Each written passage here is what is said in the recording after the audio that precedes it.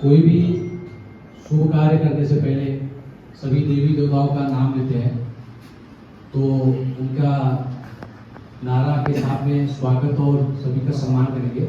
बोलो श्याम रामचंद्र की जय, उमापति महादेव की जय, वैदिक सनातन हिंदू धर्म की जय, काली माता की जय, दुर्गा माता की जय, सरस्वती माता की जय, अम्बे मात की जय, सभी साधु संतों की जय, अपने अपने माता पिता की जय, भारत माता की जय, अखंड हिंदू राष्ट्र की जय। ओम नमः पार्वती पते हर हर महादेव।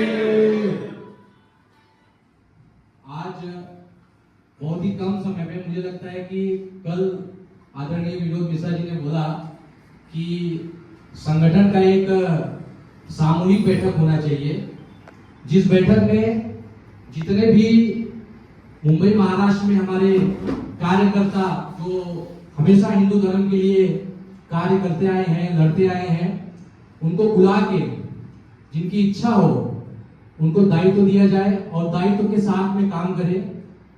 तो हम सभी ने, जो हमारी कमेटी है, हमने विचार किया कि सभी कार्यकर्ताओं को बुला के उनको दायित्व देके स्वयंसेवी सेना के माध्यम से उनका हार्दिक स्वागत और अभिनंदन किया जाए। इसी कारण की वजह से आज हमने ये अर्जेंट जिसको हम बोलते हैं तत्कालीन बैठक हमने आयोजित किया है। मैं आपको बताना चाहूंगा कि स्वयंसेवी सेना को आज कार्य करते हुए 6 से 7 साल हो गए हैं।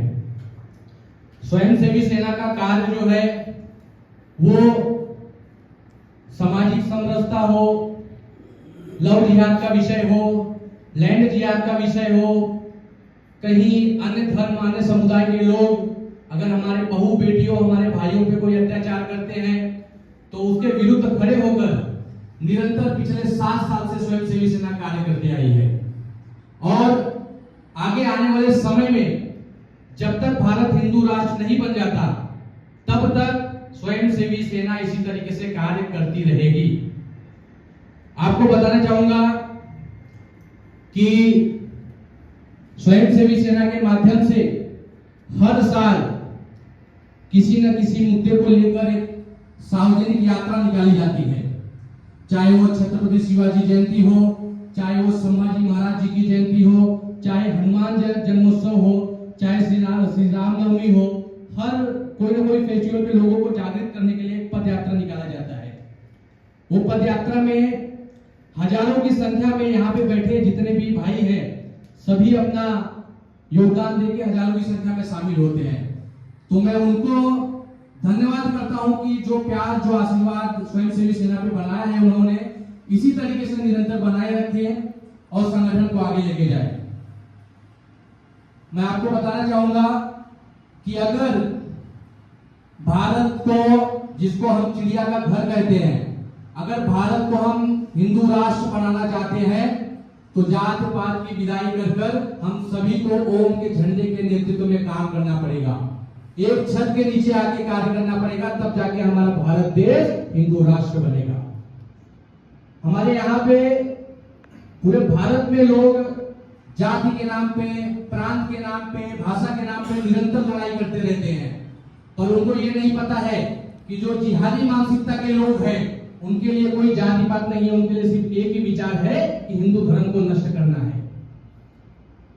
और मैं कई आंदोलन किया हूं जिसमें आप लोगों को ज्ञात रहेगा, हर आंदोलन में मैं कहा हूं कि अगर कोई जिहादी, कोई आतंकवादी, कोई पीएफआई का एजेंट, कोई हरामखोर अगर भारत में रहकर सनातन धर्म को हानि पहुंचाने का कार्य करेगा तो उसका सर धड़ से अलग करने का काम मैं ही नहीं, पूरा सनातन धर्म करेगा।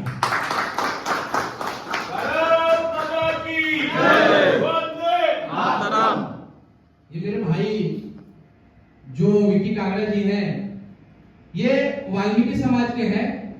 वाल्मीकि समाज का मतलब ही होता है शेरों का समाज, जिसको हम हिंदू समाज ही कहते हैं। कहीं भी कुछ भी सनातन धर्म को, सनातनियों को अगर अंधेरी क्षेत्र में तकलीफ होता है तो सबसे पहले उठ के पूरा हिंदू समाज और खासकर ये जो वाल्मीकि नगर के लोग हैं हमेशा दिन हो चाहे रात हो खड़े रहते हैं।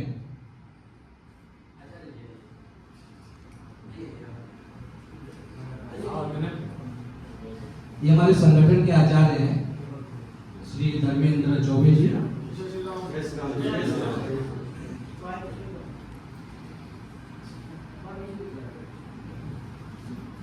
तो मैं पिछले 7 वर्ष का मैं आपको जानकारी देना चाहता हूं कि 7 वर्ष में सामाजिक और धार्मिक काम करते हुए किस प्रकार हमारे स्वयंसेवी सेना के कार्यकर्ताओं ने अपने शरीर पर घाव लिया है, अपने ऊपर केस रजिस्टर करवाया है।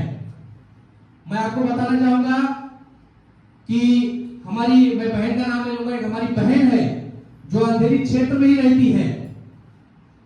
उसको एक लव जिहादी, एक आतंकवादी मुल्ले ने फंसाया। फंसाने के पश्चात उसके साथ शारीरिक व्यवहार किया, बच्चा पैदा किया और बच्चे को लेके उस जो हिंदू महिला थी उसको छोड़ दिया। वो खुशी के साथ में अपनी इच्छा अनुसार वो लड़की गई थी कि मैं अपने पति के साथ में रहूंगी, लेकिन उनकी मानसिकता ये नहीं है। उनकी मानसिकता एक ही है कि हमें तो सिर्फ जनसंख्या बढ़ाना है, 125 करोड़ से 50 हजारों करोड़ जाना है और हिंदू धर्म को नष्ट करना है। पर उनको ये नहीं पता है कि भारत एकमात्र ऐसा देश है जहां पे सनातनियों को हानि पहुंचाना, नष्ट करने का अगर विचार भी कोई आतंकवादी हरामखोर करता है तो मुंह को जवाब देने के लिए पूरा भारत और पूरा सनातनी आगे उठ के आता है। ऐसा महान भारत हमारा देश है, ऐसा महान, हम जिसे हम चिड़िया का घर कहते हैं, ऐसे महान यहाँ के लोग हैं। आज पूरे भारत में, पूरे विश्व में भारत को विश्व गुरु कहा जाता है।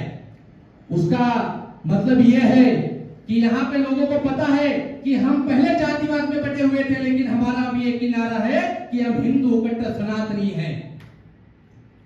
कुछ लोग बोलते रहते हैं हर जगह कि मैं ब्राह्मण हूं, मैं क्षत्रिय हूं, मैं वैश्य हूं, मैं शूद्र हूं। तो भैया मैंने तो एक ही चीज कहा है कि भैया ना मैं ब्राह्मण हूं, ना मैं क्षत्रिय हूं, ना मैं वैश्य हूं, ना मैं शूद्र हूं। इन चारों को मिलाकर एक ताकत बनती है, उस ताकत को हम हिंदू धर्म कहते हैं। मैं तो वही हूं और कुछ जातिवाद नहीं हूं। आप लोगों का ज्यादा समय नहीं लूंगा, अगर बोर लगे तो बोल देना कि ज्यादा बोल रहे हैं, पर लोगों को ज्ञान होना बहुत जरूरी है।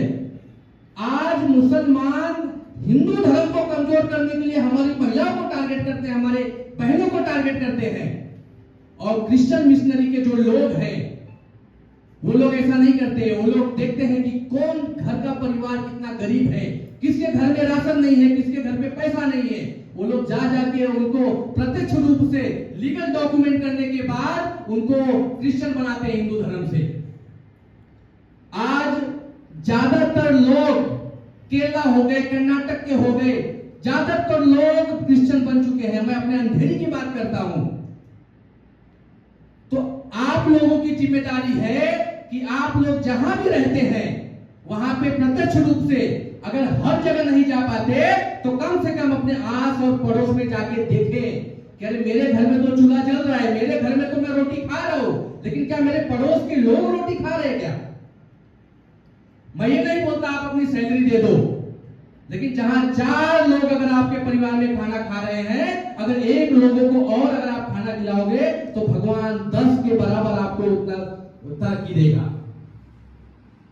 तब जाके हमारा धर्म कहीं सुरक्षित रहेगा। आज सुभाष नगर जैसे क्षेत्र में आए दिन क्रिश्चियन मिशनरी के लोग वहां पे जाके प्रचार करते रहते हैं, प्रत्यक्ष रूप से हर घर में जाते हैं और बोलते हैं कि जीसस ही हमारा सब कुछ है।